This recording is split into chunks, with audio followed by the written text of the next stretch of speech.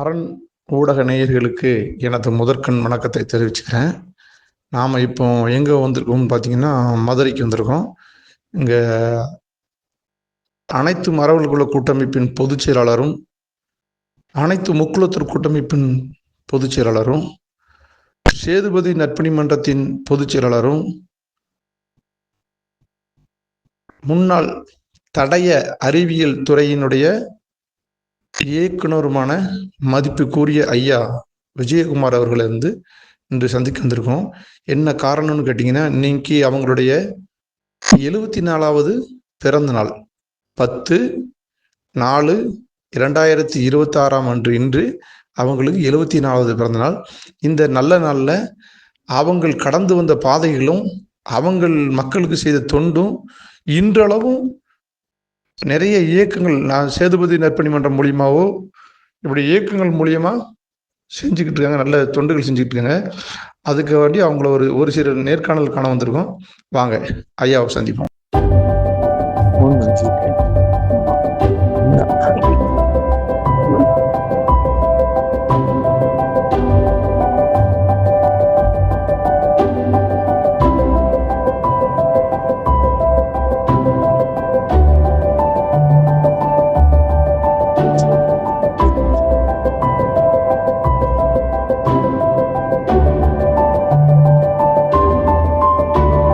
ஐயா வணக்கம் ஐயா. இன்னைக்கு உங்களுடைய 74வது பிறந்த நாள். இதுல உங்கள்கிட்ட ஒரு சில கேள்விகள்லாம் கேட்கணும். வருங்கால இளைய தலைமுறைகளுக்கு உங்களுடைய விஷயங்கள் போனாச்சுன்னா நீங்க அடைஞ்ச இலக்குகளை அவங்களும் எளிதா அடையிறதுக்கு ஒரு நல்ல வாய்ப்புகள் கிடைக்கும்.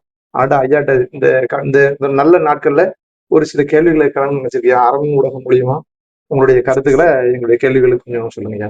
நன்றி. அனைவருக்கும் வணக்கம். அரண் ஊடக நிர்வாகிகளுக்கு எனது வாழ்த்துக்கள். இன்றைய தினம் எனது பிறந்த நாளன்று எனக்கு நேரிலும் அலைபேசி மூலமாகவும் வலைத்தளங்கள் வாயிலாகவும் வாழ்த்து தெரிவித்த அனைத்து உறவுகளுக்கும் நண்பர்களுக்கும் வாழ்த்துக்களையும் நன்றிகளையும் நான் தெரிவித்துக் கொள்கின்றேன். ஐயா, இப்போ நீங்க கடந்து வந்த பாதை, அதுபோல நீங்க அதுல செயல்பட்ட செயல்கள், அப்புறம் அனைத்து மரவர் கூட்டமைப்பு, அப்புறம் இந்த சேதுபதி நற்பணி மன்றம், அதுபோல அனைத்து முக்குலத்தூர் கூட்டமைப்பு, இதன் வாயிலாக மக்களுக்கும் இளைஞர்களுக்கும் உங்களுடைய எதிர்காலத்தோட திட்டங்கள் என்ன, அதை நாங்க தெரிஞ்சுக்கிட்டு இந்த நாரணோட மூலமா மக்களுக்கு தெரியப்படுத்தலாம்னு ஒரு சின்ன இது, அதை பற்றி எங்களுடைய சின்ன கேள்வி சொல்லுங்க. தம்பி, நல்ல கேள்விகளை தொடுத்துள்ளீர்கள். அதாவது அனைத்து மரவர் நல கூட்டமைப்பு, அனைத்து முக்குலத்தோர் நல கூட்டமைப்பு, மன்னர் சேதுபதி நற்பணி மன்றம் ஆகிய அமைப்புகள் முக்குலத்தோருக்கும் குறிப்பாக மறவர் இளைஞர்களையும் வழிநடத்தக்கூடிய ஒரு அமைப்புகள். இந்த அமைப்புகள் இதன் மூலம் குறிப்பாக அனைத்து மறவர் நல கூட்டமைப்பு மூலமாக கடந்த காலங்களில் டிஎன்டி சமுதாயம், அதாவது சீர்மரபு பழங்குடியினர் சமுதாயத்திற்கு டிஎன்டி டினோட்டிஃபைட் ட்ரைப் என்ற ஜாதி சான்றிதழ் வழங்க வேண்டும் என்று தொடர்ந்து போராடி அதனை பெற்றுத்தந்தோம். அதே போன்று திடீரென்று மிகவும் பிற்படுத்தப்பட்ட வகுப்பினர் இடஒதுக்கீட்டிலிருந்து ஒரு குறிப்பிட்ட ஜாதிக்கு 10.5% இடஒதுக்கீட்டினை தமிழக அரசு சட்டமாக இயற்றிய போது அதனை எதிர்த்து அனைத்து உறவுகளினுடைய நிதி அளிப்பினாலும் அவர்களுடைய அரவணைப்பினாலும் அவர்களுடைய உதவியினாலும் சென்னை உயர்நீதிமன்றத்திலும் டெல்லி உச்ச நீதிமன்றத்திலும் வழக்காடி அந்த சட்டத்தை துப்புரவாக ஒரே அடியாக அகற்றினோம். 2 பேர் வர்ற ஐயா, இப்போ நம்ம முக்குலத்து மாணவர்களுக்கு அடுத்த கட்டமா நம்ம ஏதாவது அதை பத்தி ஏதாவது திட்டங்கள் வச்சிருக்கோமா? அப்படி அந்த திட்டங்கள் இருந்தா நம்மளுடைய நேயர்களுக்கும் நம்மளுடைய மக்களுக்கும் ஒரு சின்னதா ஓரிரு வார்த்தைகளை சொல்லுங்க ஐயா. நன்றி நன்றி தம்பி. அதாவது நான் கூறியது இது முடிய மறவர் சார்ந்த மாணவர்களுக்கு மட்டும் கல்வி குறித்த செயல்பாட்டினை கூறினேன். வருங்காலங்களில் அனைத்து முக்குளத்தோர் மாணவ மாணவியர்களும் கல்வியில் மேம்பட வேண்டும் என்ற எண்ணத்தில் கல்வி ஊக்கத்தொகை வழங்குவதற்கு ஒரு திட்டத்தினை வைத்திருக்கின்றோம். அதே போன்று ஒட்டுமொத்த முக்குளத்தோர் மாணவர்களும் சிறந்த வேலை வாய்ப்பினை பெறுவதற்கு வழிகாட்டுதல் மையங்கள் அமைத்து ஏற்கனவே பல வழிகாட்டு மையங்கள் செயல்பட்டு வருகின்றன. அகம் அமைப்பு மூலமாக கூட வழிகாட்டு மையம் செயல்பட்டு வருகிறது. அது மாதிரி வழிகாட்டு மையங்கள் அமைத்து நமது மாணவ மாணவர்களுக்கு வேலை வாய்ப்பினை எளிதாக பெறுவதற்கு பயிற்சி அளிக்கலாம் என்ற எண்ணங்கள் இருக்கின்றது. இதுபோக அனைத்து முக்குளத்தோரும் ஒற்றுமையாக இருக்க வேண்டும் என்பது எங்களுடைய எண்ணம். அனைத்து மரவர் கூட்டமைப்பும் சரி, அனைத்து முக்குளத்தோர் கூட்டமைப்பும் சரி, அதனால அடைந்த பயனெல்லாம் இப்போ இது வரைக்கும் நீங்க செஞ்ச நன்மைகளை சொன்னீங்க. இப்போ அது போக நம்ம சேதுபதி நற்பணி மன்றம்னு ஒரு அமைப்பு இருக்கு. அது மூலியமா நிறைய கல்வி ஊக்கத்தொகை நிறைய கொடுத்து நிறைய குழந்தைகள் எனக்கே தெரியும், நானே பார்த்திருக்கேன். நிறைய மருத்துவராகவும் அதுபோக பொறியாளராகவும் அதுபோக நிறைய இளங்கலை பட்டங்களுக்கெல்லாம் நிறைய உதவி பண்ணியிருக்கேன். நானே அதுவும் நேரா வந்து பார்த்திருக்கேன். இதுல என்னெல்லாம் வெற்றி அடைஞ்சு உங்களுக்கு அந்த வெற்றியை சமர்ப்பித்த நிறைய தருணங்கள்லாம் இருக்கும். அதை பத்தி ஒரு விஷயங்கிட்ட எங்களை பகிர்ந்துக்கலாமா? அது போக இதுக்கு அடுத்தால வரக்கூடிய காலகட்டங்கள்ல இதை எப்படி எடுத்து செல்ல போறீங்க, அதையும் நாங்க கொஞ்சம் தெரிஞ்சுக்கலாம்னு ஆசைப்படுறீங்க. நன்றி நன்றி தம்பி. அதாவது பொதுவாக அனைத்து மறவர் நல கூட்டமைப்பா இருந்தாலும் சரி, அனைத்து முக்குளத்தோர் நல கூட்டமைப்பாக இருந்தாலும் சரி, மன்னர் சேதுபதி நற்பணி மன்றமாக இருந்தாலும் சரி, இந்த 3 அமைப்புகளுக்குமே முக்கியமான குறிக்கோள் என்னவென்றால் மறவர்கள், முக்குளத்தோர் ஆகியோர் கல்வியில் மேம்பட வேண்டும். ஏன்னா கல்விதான் ஒரு மனிதனை ஒரு சிறந்த மனிதனாக உருவாக்கும். கல்வி கற்ற இனம்தான் ஒரு சிறந்த இனமாக உருவெடுக்கும், நிலைத்து நிற்கக்கூடியது. கல்விதான் மிகப்பெரிய செல்வம். ஆகவே அதனை முன்னெடுக்கும் வகையிலே அனைத்து மறவர் நலக்கூட்டமைப்பு சார்பாக கடந்த ஆண்டுகளில் பொருளாதாரத்தில் பின்தங்கிய மறவர் மாணவ மாணவியர்களுக்கு கல்வி ஊக்கத்தொகை, அதாவது எந்த படிப்பு படித்தாலும் சரி, மருத்துவம், பொறியாளர், விவசாயம், சட்டப்படிப்பு ஆகிய படிப்புகள், அதே மாதிரி கல்லூரியில படிக்கிற மாணவர்கள் ஆகியோரெல்லாம் பொருளாதாரத்தில் பின்தங்கி இருந்தால் அவர்களுக்கு தேவைப்பட்ட கல்விக்கு உரிய கட்டணத்தை நாங்கள் கல்வி ஊக்கத்தொகையாக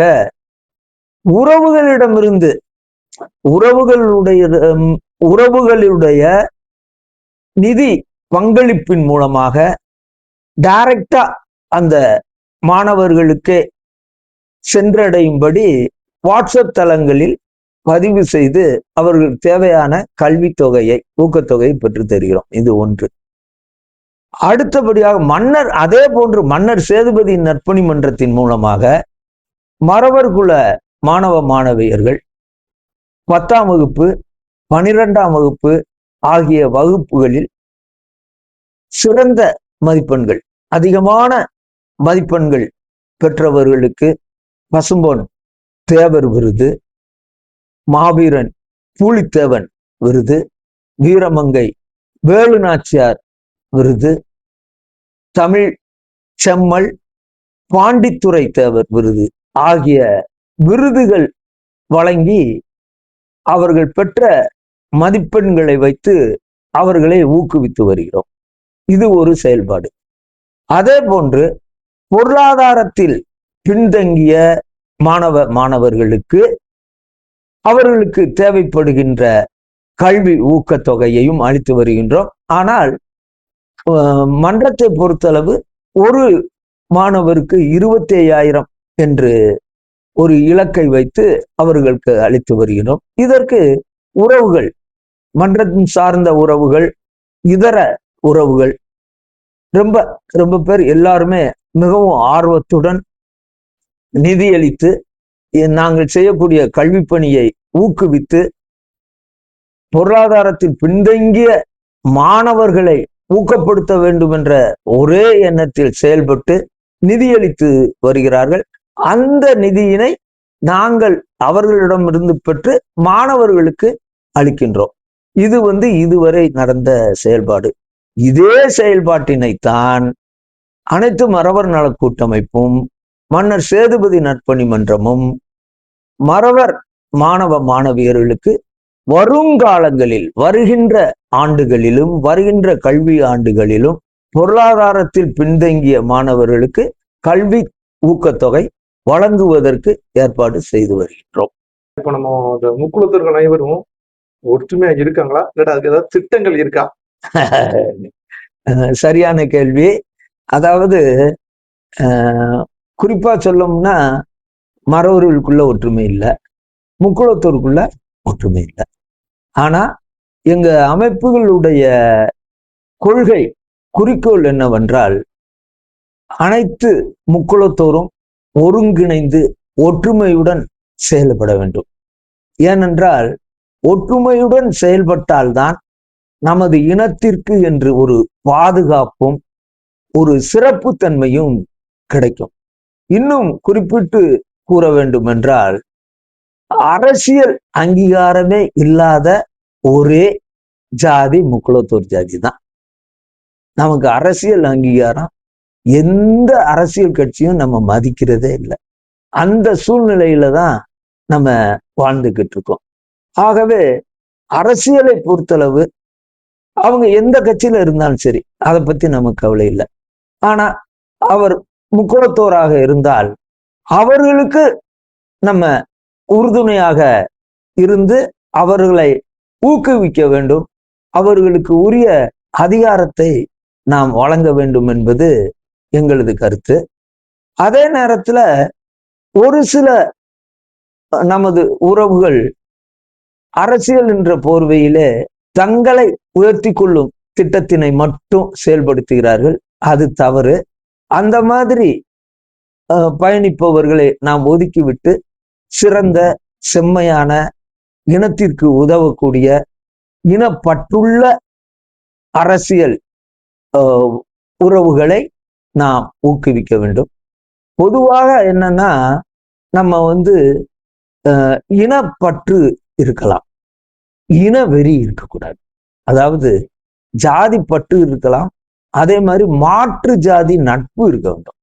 எல்லா ஜாதியினரோட நம்ம ஒரு சிறந்த நட்போடு அவர்களையும் அரவணைத்து தேவையில்லாத பேச்சுக்களை எல்லாம் விலக்கி விட்டு நாம் எல்லாம் மனிதர்கள் என்ற ஒரே எண்ணத்தில் வாழ வேண்டுமே அன்றி ஜாதி வெறியோடு வாழ்ந்தால் அது நம்மை நாமே அழித்து கொள்ளக்கூடிய ஒரு தீய சக்தி. ஆகவே மாற்று ஜாதி நட்பும், அதாவது பிரஜாதி நட்புன்னு சொல்லுவோம், அத பிரஜாதி நட்பும் நமது ஜாதி பற்றும் இருக்க வேண்டும் என்பது எனக்கு வேண்டும். நமது சமுதாய இளைஞர்களுக்கு உங்களால என்ன அறிவுரை கொடுத்தா அவங்க அடுத்த கட்டத்துக்கு அவங்களுடைய வாழ்க்கைகளை அமைக்க முடியுங்கிறத கொஞ்சம் நல்லா செய்யுங்க. நல்லது, மிக நல்ல கேள்வி. அதாவது முக்குளத்து இளைஞர்களை பொறுத்தளவு எனக்கு மிக வேதனையாக இருக்கிறது. ஏனென்றால் ஒழுக்கம் என்பது ஒரு தனி மனிதனுக்கும் அவரது குடும்பத்திற்கும் அவர் சார்ந்திருக்கக்கூடிய இனத்திற்கும் அவசியம் தேவை. ஒழுக்கம்தான் முக்கியம், ஒழுக்கம் மிக முக்கியம்.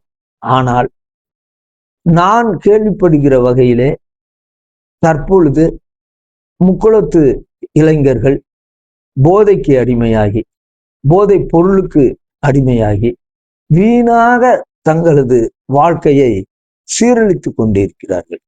ஆகவே ஒழுக்கத்தை மேம்படுத்தும் வகையில் விழிப்புணர்வு கூட்டங்கள் செயல்பட்டு அவர்களை ஒரு ஒழுக்கமான ஒழுக்க சீலர்களாக வாழ வைக்க வேண்டும் என்பது எங்களது கொள்கையாகும். ஒரு தனி மனிதன், ஒரு இளைஞன் ஒழுக்கமாக இருந்தால் அவர் சிறந்த கல்வியை பெற இயலும். ஒரு சிறந்த அரசு பணி இல்ல தனியார் பணி, ஒரு நல்ல பணியை பெற முடியும். ஒரு நல்ல வருமானத்தை பெற முடியும். அவருடைய பொருளாதாரத்தை மேம்படுத்த முடியும். ஏன் அரசியலிலும் கூட ஒரு சிறந்த பணியை செய்து அவர் முன்னேற முடியும். ஆகவே ஒழுக்கம், ஒரு தனி மனித ஒழுக்கம் அவசியம். இன்னும் குறிப்பிட்டு கூற வேண்டும் என்றால், தேவையற்ற வார்த்தைகளை எல்லாம் பயன்படுத்தாம, சினங்கொள்ளாம, எல்லா உறவுகளோட ஒற்றுமையாகவும் ஒழுக்கமாகவும் இருக்க வேண்டும் என்பது எனது வேண்டுகோள். ஐயா, இப்போ பொதுவாகவே பார்த்தீங்கன்னா, தமிழ்நாடு மட்டுமல்ல, இந்தியாவுடைய எல்கை வரைக்கும் போய் நம்மளுடைய முக்குளத்து மன்னர்கள் அவங்களுடைய ஆளுமை திறனை வந்து கொடி நாட்டிருக்காங்க.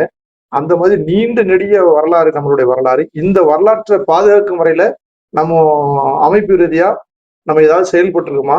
அந்த செயல்பாட மக்களுக்கு கொஞ்சம் விளக்கமா சொல்லலாமா ஐயா? நல்லது. அதாவது தமிழ் குடி என்பது, குறிப்பாக முக்குளத்தூர் குடி என்பது சேர சோழ பாண்டியர்கள் வம்சாவளியில் வரக்கூடிய ஒரு இனம் நமது இனம். ஆகவே குறிப்பாக பாண்டியர்களை பொறுத்தளவு அவர்கள் மறவர்கள்தான் என்பதற்கு பல ஆதாரங்கள் உள்ளன. அதனை நிரூபிக்கும் வண்ணம் பாண்டியர் தேடி பயணம் என்ற ஒரு அமைப்பினை வைத்து பாண்டியர் கல்வெட்டுகள், பாண்டியர் சார்ந்த நாணயங்கள் போன்றவற்றையெல்லாம் சேகரித்து பாண்டிய மன்னர்களின் வரலாற்றையும், அவர்கள் பாண்டிய மன்னர்கள் எல்லாம் மறவர்கள்தான் என்ற ஒரு கோட்பாட்டையும் உறுதியாக குறிப்பாக மக்களுக்கு சொல்வதற்காக அந்த அமைப்பு மூலமாக செயல்பட்டு வருகிறோம். அதே போன்று நமது மூதாதைய அரசர்கள் சேர சோழ பாண்டியர்கள் தமிழ் குடிக்கு எவ்வளவோ மிகப்பெரிய தொண்டாற்றி இருக்கிறார்கள். மிகப்பெரிய தொண்டு. நமது கலாச்சாரத்தை பாதுகாத்திருக்கிறார்கள், பண்பாட்டினை பாதுகாத்திருக்கிறார்கள், நமது வீரத்தினை போற்றி இருக்கின்றார்கள், எவ்வளவோ செஞ்சிருக்காங்க. ஆகவே இனி வரும் காலகட்டங்களில் நமது முன்னோர்கள் அரசர்களுடைய வரலாற்றினை, அவர்களுடைய கல்வெட்டுக்களையும் ஆராய்ந்து அதனை நாம் வெளிக்கொணர்ந்து நமது மக்களுக்கு அறிவுறுத்துவதற்கு திட்டங்கள் தீட்டிக் கொண்டிருக்கின்றோம். இப்போ வந்து அரசியல் சூழல்கள் எல்லா பக்கம் தமிழ்நாடு உள்ளவே பரபரப்பா இருக்கு, எதிர்பார்ப்போட விஷயம் இருக்கு. நம்ம அரசியலுக்குள்ள போக வேண்டாம். ஆனா இருந்தாலும் அடுத்தால வரக்கூடிய தமிழகத்துல ஒரு ஆட்சி அமைப்பிட்ட அரசுல நம்மளுடைய அமைப்பின் ரீதியா எந்தவாறு கோரிக்கைகள் இருக்கும், அது நமக்கு வந்து எந்த அளவுக்கு பலனளிக்கும், அதையும் கொஞ்சம் சொன்னா நல்லா இருக்குங்க. பொதுவாக தமிழ்நாட்டுல வந்து முக்குளத்தூரை பொறுத்தளவு கள்ளர், மறவர், அகமுடியர் என்று 3 பிரிவுகளாக இயங்கி வருகின்றோம். இதனை முழுமையாக ஒருமுகப்படுத்த வேண்டுமென்றால், ஒற்றுமைப்படுத்த வேண்டுமென்றால், இந்த கள்ளர், மறவர், அகமுடியர் ஆகிய முக்குளத்தோரை ஒற்றுமைப்படுத்த வேண்டுமென்றால் எங்களுடைய வேண்டுகோள் 3 இனக்குழுக்களுக்கும் ஒரே ஜாதி சான்றிதழ், தேவர் என்ற ஒரே ஜாதி சான்றிதழ் வழங்க வேண்டும். ஏற்கனவே முந்தைய முதலமைச்சர் மாண்புமிகு ஜெயலலிதா அம்மையார் அவர்கள் ஒரு அரசாணை பிறப்பித்து கள்ளர், மறவர், அகமுடியர் என்ற முக்குளத்தோர் இனிமேல் தேவர் என்று அழைக்கப்படுவார்கள் என்று ஒரு வெளியீடு செய்தார்கள். ஆனால் அது செயல்படுத்தப்படவில்லை.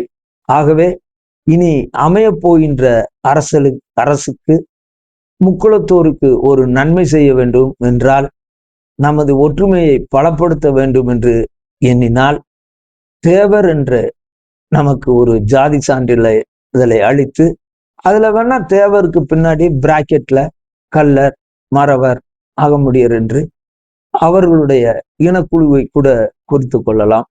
அப்படி ஒரு தேவர் என்று ஜாதி சான்றிதழ் பெற்றால்தான் வரப்போகின்ற ஜாதிவாரி கணக்கெடுப்பு, மக்கள் கணக்கெடுப்புல கூட முக்குளத்தோர் ஒரு கணிசமான அளவு, கிட்டத்தட்ட 1 கோடி 1.5 கோடி அளவுக்கு ஒரு எண்ணிக்கை மொத்தமாக முக்குளத்தோர் என்ற காட்ட முடியும். அது நமக்கு ஒற்றுமையை பலப்படுத்தும், ஒழுக்கத்தை கூட்டும், பொருளாதார வளர்ச்சியை மேம்படுத்தும், நமக்கு தேவையான அரசு அங்கீகாரத்தை அளிக்கும் என்று நான் நம்புகின்றேன். இதுதான் எங்களுடைய வேண்டுகோள். ஒரே வேண்டுகோள், முக்கியமான வேண்டுகோள் இதுதான். உங்களுடைய இந்த 74வது பிறந்த நாள் தினமான இன்னைக்கு எவ்வளவோ உங்களுக்கு வேலை இருந்தோம், நாம சொல்லக்கூடிய 1-2 வார்த்தைகள்ல நம்ம இளைஞர்களுக்கு ஏதாவது நல்லது நடக்கட்டும் சொல்லி நேரங்களை ஒதுக்கி எங்களுக்காண்டி உங்களுடைய பதில்களையும் மக்களுக்கு ஒரு நல்ல விஷயங்களை சொன்னதுக்கு, இந்த இளைய தலைமுறைக்கு நல்ல விஷயங்கள் சொன்னதுக்கும் இந்த அறநூடக வாயிலாக ரொம்ப முக்கிய நன்றியை தெரிவிச்சுக்கிறேன் ஐயா. அனைவருக்கும் நன்றி. அரண் ஊடகத்திற்கு நன்றி. நான் பிறந்த முக்குளத்து சமுதாயம் வாழ்க வாழ்க என்று கூறி விடைபெறுகின்றேன். நன்றி, வணக்கம்.